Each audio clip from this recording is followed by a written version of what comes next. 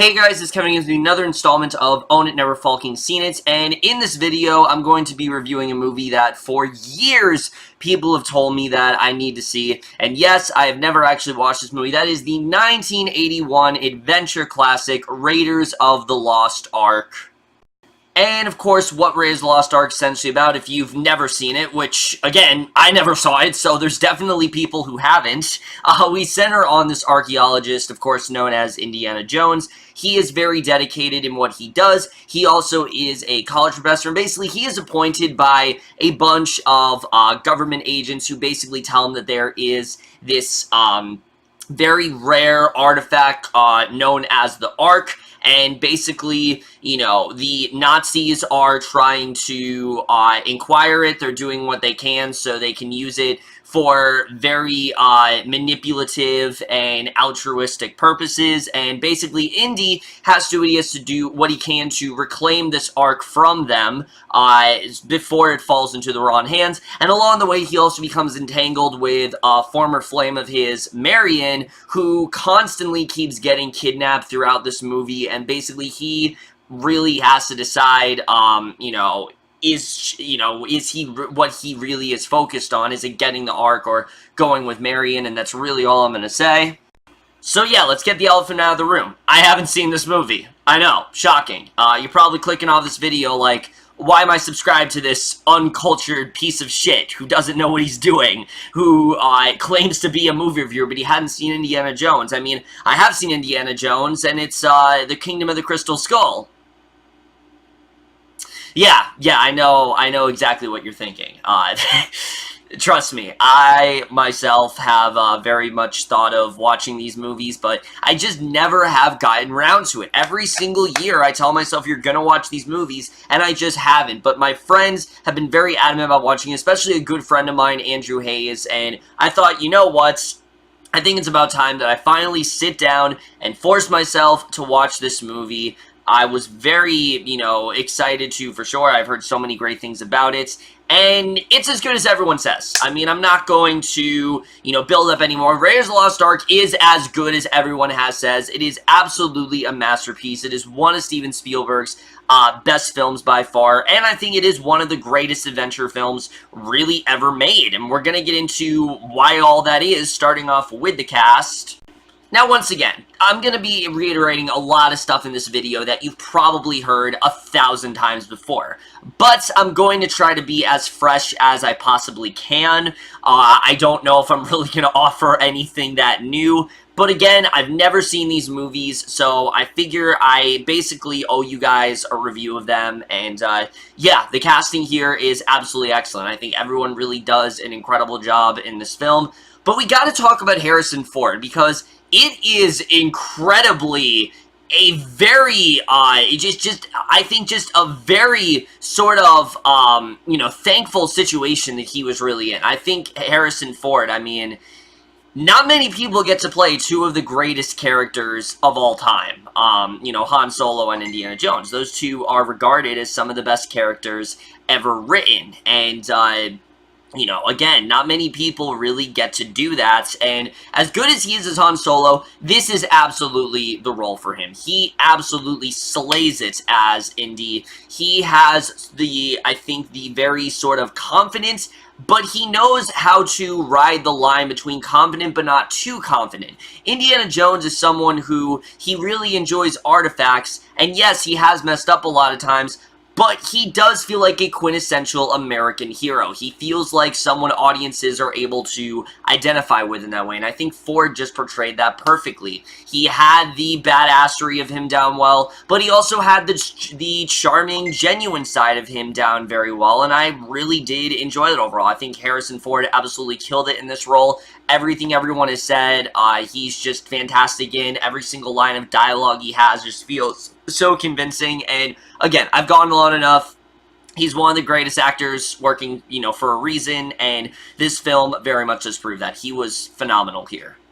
However, someone else that I don't think gets talked about enough is Karen Allen as Marion Ravenwood, who maybe she's not on the same footing as Ford, but she still is damn good in this role. What I really love about Mary as a character is that she's not your typical damsel in distress. This is someone who, yes, she does do a lot of saving throughout the film, but she is still very much in control of herself. When Indy shows up, she's pissed at him. She wants nothing to do with him, and it really is only as the film goes on that she starts to feel more of a connection. And this is never because Indy is pressuring her to feel this way, and because she is sort of like hypnotized by his like smoldering looks or something like that. Like, that's not at all what this character is. She's someone who, like I said, she is very much in control of herself. She will definitely can put up a fight against many of these Nazis, and I really loved it about her. And I think the chemistry between Ford and Allen, it feels very natural. They work very well together, and I don't know how it holds up in comparison to the other women in this franchise, but I've heard for most people, Marion Ravenwood is the quintessential love interest in this series, and I think that's good, but I think she works even better than that. I think she's just as good as a character as I think Indy really is. You know, maybe she's not as good as a performance, and it's definitely not as game-changing, but it still is a damn good performance. I think she did a fantastic job here. Someone else I really got to credit, though, is Paul Freeman as Dr. Belloc, who is a fantastic antagonist to Indy. I mean, he is the exact version of just the very evil counterpart to Indiana Jones. He, like him, is an archaeologist, but he's pretty much taking credit for everything that Indy has done, and the same with the Ark, and just these two, the rival that these two have is so strong, and you really do root for Indy in that way, but you also see how determined this guy is to go after the Ark, and how much greed really does consume him, and I think he really does work as a staple of the message in the movie overall. He was absolutely fantastic here. But really, everyone does a fantastic job. John Rhys-Davies is really great as Indy's sort of partner in crime here, Solid. They work very well together. I really enjoyed him in this film.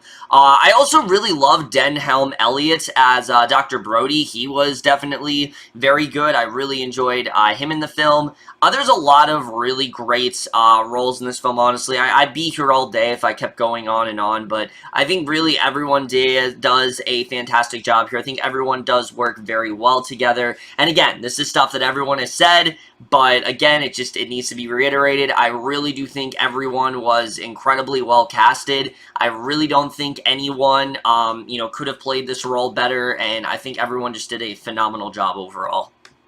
But now let's get to the directing and the writing, because, sure, this is directed by Steven Spielberg. He's widely regarded as one of the best out there, and this film very much does show that. But what you have to take into consideration is that this is still when Steven Spielberg was just starting out. He had done Jaws and things like that, and, people didn't know if he was going to pump out other films, and he did this one, and again, this is, I think, one of his best directed films yet, because what he does so well with this movie is that it was at first meant to be a parody of sort of, well, not necessarily a parody, but like a satire of sort of adventure type shorts, because I guess they were very popular in like the 40s and things like that, and this film was kind of satirizing it, but he does a very good job in also making it feel very grounded and very realistic, and I really did love that about the directing. It's a film that never takes itself too seriously, but it always does stay grounded in reality. Like, there are definitely a lot of fun moments in this film, but I think the tone, it just works very well. Like, there's really nothing in this film that you think, oh, that can't possibly happen. I think the directing was very well done in that regard, and I think he did a really great job. I mean, again, so much to say about Spielberg. He's one of the best directors out there, and this film just very well shows that. He did such a great job helming this film, and again, I really can't see anyone else directing it better. The screenplay by Lawrence Kasdan is just so great. I really love this story. And not just because, sure, on paper this is a very generic concept. They're finding this artifact, but it's so much more than that. Raiders of the Lost Ark is not just a film about, someone's finding an artifact and you gotta, it could just be about good versus evil. Sure, that is what it is, you know, on a surface level. However, I think it's a lot deeper than that. I think really what this film is about is really the good and bad sides of humanity. You got someone like Indy, who is so endearing, and there's something to latch onto about him. The reason people love that character is, sure, he is a badass. You know, he can work a whip very well. He can kick your ass very well. I mean, this guy will murder people if he has to. This guy won't let anything get in his way. But he does have a lot of weaknesses. He is a flawed hero. He's afraid of snakes. He almost gets crushed by a boulder in this movie. He gets his ass kicked a lot.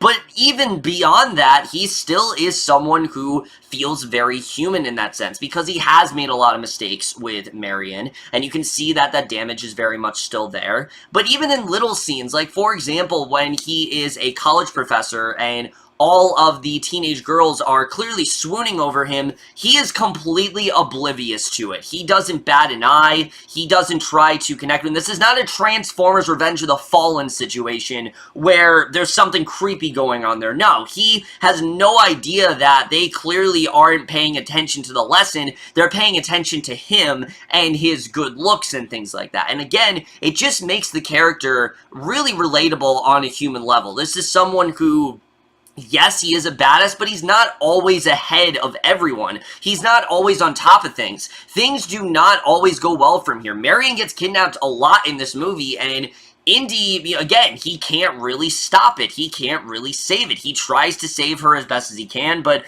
I really love that. I love seeing a flawed depiction of a hero, and I think we really do need more of that. You know, in 2018, we're so used to just bad guys that are, you know, indestructible and can't be defeated because they have all these other movies to set up. Raiders of the Lost Ark was meant to be a standalone film. It was never meant to be a franchise, and I think they did that incredibly well with this movie. I really did. You know, it really does feel like a one-off. Like, it doesn't feel like it's setting up all these other films. It really was because of how much of a success it was that that's really what made them set up other films, and I think they did that very well here. But on the flip side of things, when you have the villains in this film, they're all slime balls. I mean, they all are focused on just money and using this because it's going to, you know, they're going to take over the world and things like that. It's exploring the, you know, very greedy side of humanity. That's really what these villains are. It's really all about greed. And I think they handle that very well in this movie. The movie is really about, are you going to choose greed or are you going to choose love? Because constantly throughout the film, Indy kind of has this moral dilemma where, sure, you know, he is supposed to get this arc, but he knows the power it has. They do a very good job of setting up how powerful the arc is and what it can benefit for you and what it can really do for you. And Indy is very, you know, he is very entranced by that. He is very much into that idea because, you know, he loves archaeology, and this is the kind of stuff that he really does eat up. He's very much into the idea of, yeah, maybe using it to his advantage, but at the same time, there's also Marion, who you can see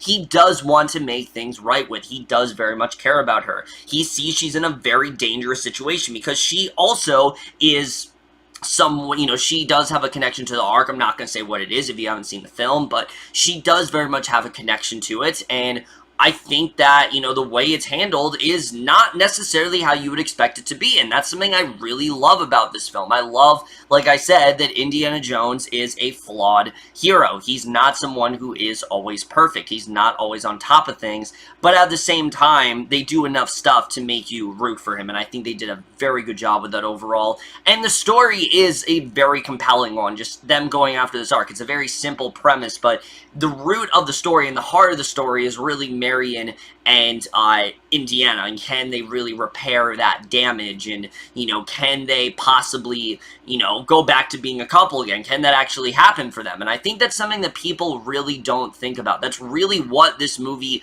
is. It's about them, you know, trying to, you know, conquer all of this and not letting all this, you know, ridiculous stuff get in their way, and that's something I very much did enjoy about it. So like I said, I think the story is very well handled. I think that the villains as well, sure, they are portrayed as, like I said, very sort of, they're very callous, and they don't really seem, they're very selfish in that way.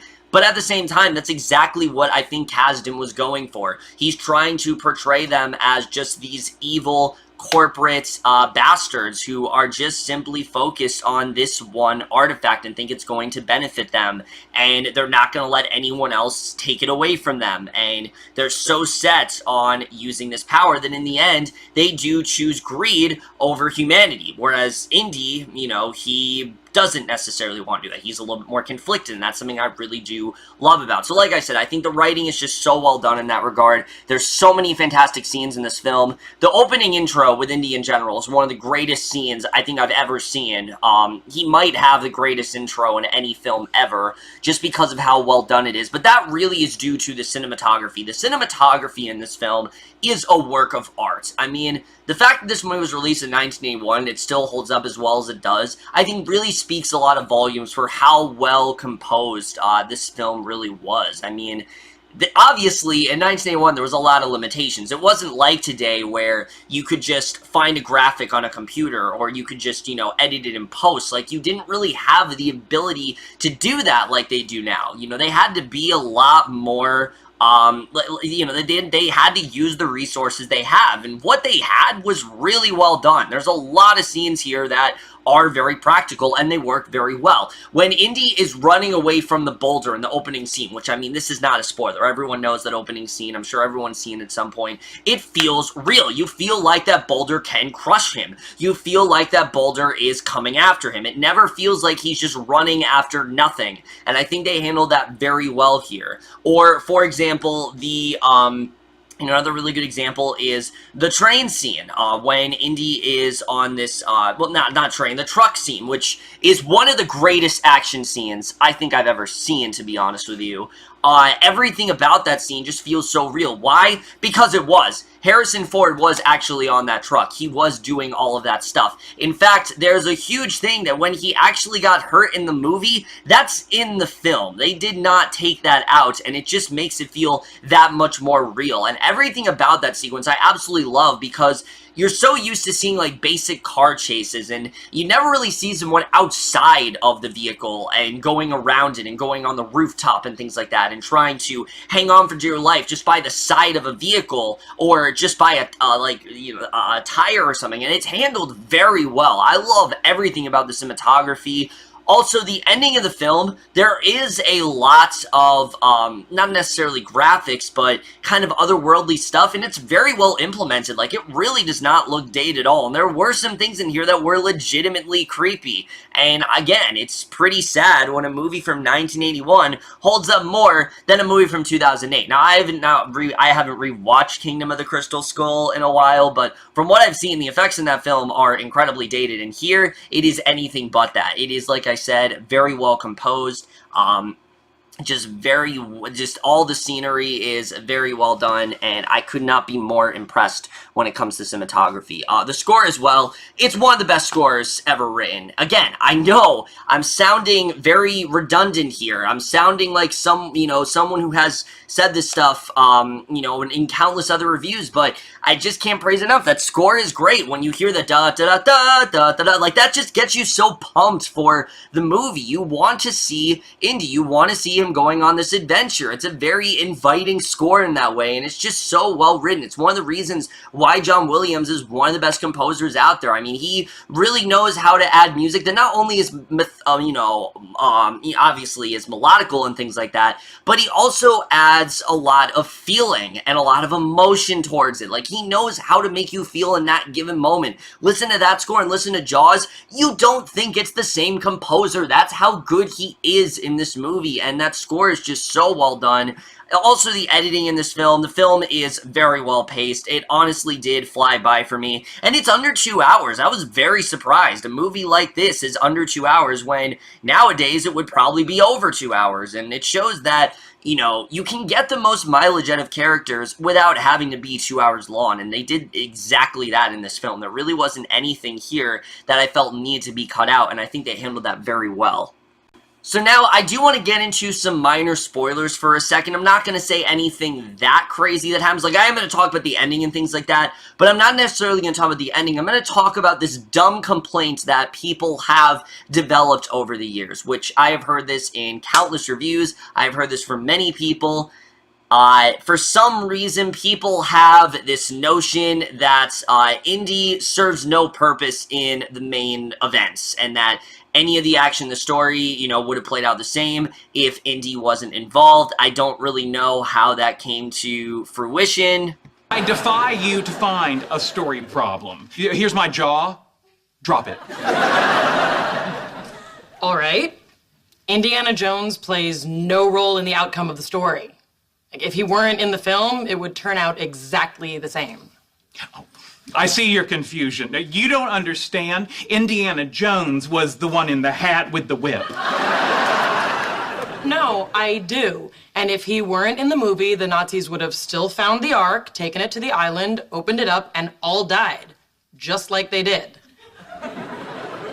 Oh, yeah, right, that's why. But either way, yeah, it's a really dumb complaint, because if you think about it, that's exactly what the movie is going for. We don't want Indy to be involved with all of these slimy, sort of, you know, corporate Nazis, mainly because of the fact that they are the ones who, I said, they choose greed over heart and over, you know, love and over what's more important, when in the end, Indy doesn't do that. He decides to stay with. And never is that more evident than in the scene where he goes to, you know, all of the bad guys and Marion is captured, and he tells them, I don't care about the artifacts, I just want Marion. That's the only thing he's interested in. He just wants to save Marion. See, it shows a change in his character. He's evolving, and it's just... I just think it's really stupid how people are so blind to that. Sure, the main events, no, he doesn't necessarily play a huge part in, but he's not supposed to. There's a reason why these guys are the villains of the movie, because again, they represent that part of humanity that is selfish and just doesn't give a shit about others and seems to only be focused on one thing, when Indy is much more layered than that. He really does want to be with Marion. He wants to right the wrongs in their relationship, and in the end, what happens to the villains, it gets the best of them. That temptation that they had, that greed that they had, they are basically punished for it. That's why they're melted, and that melting scene, holy shit, I mean, that is still chilling to this day, and it's very well done. Like, you would think something like that would be dated now, but no, it is just as thrilling, and I think just as horrifying as it was in 1981. It's a very well done scene, and it's one of those things where you can just see, like, yeah, the MPAA rating system was all kinds of jacked up, and definitely this film would not be PG now, for sure. But either way, I think it's a really dumb complaint. I think people really need to think about what actually happens in the film. Sure, like I said, on a face value, sure, he doesn't really play that much of a role, but in terms of morality, that's absolutely what they're going for. Sure, he does, in fact, end up returning the artifact, but in the end, he doesn't really do much with the main villains in the film, and that's kind of the point, and I think they handle that very well here. And like I said, the camera work in this film is absolutely phenomenal. I mean, just the intro shot in general, where we first see Indy, and the, you know, we don't see him at first. We only see the backside of him, and this gives us a very anticipatory reaction. Overall, guys, Raiders of the Lost Ark is as perfect as everyone has said it is. I think I've said enough about this movie. Everyone has really praised it as this amazing film that really, it truly is as good as everyone has said. This is a film that I think really did revolutionize cinema. It showed people what we were really capable of, and it did very much start the franchise, galore that we really are on right now. We're still on that high where everything is getting a franchise, and I think Indiana Jones really kind of paved the way for that, and that really is due to Harrison Ford's dynamic performance and, you know, I think the score and the visuals and things like that. All of that just culminates into a very enjoyable watch for sure. It's one of the best stories of good versus evil, but it's so much more than that as well, like I said, and it's just something that I think a lot of people really do love. You can see why this movie is still loved after so many years, and I absolutely love this movie as well. I am not going to say anything more. You guys know how good this movie is. Raiders of the Lost Ark is truly one of the best films Steven Spielberg ever did. It's one of the best adventure films ever made, and it absolutely deserves an A+.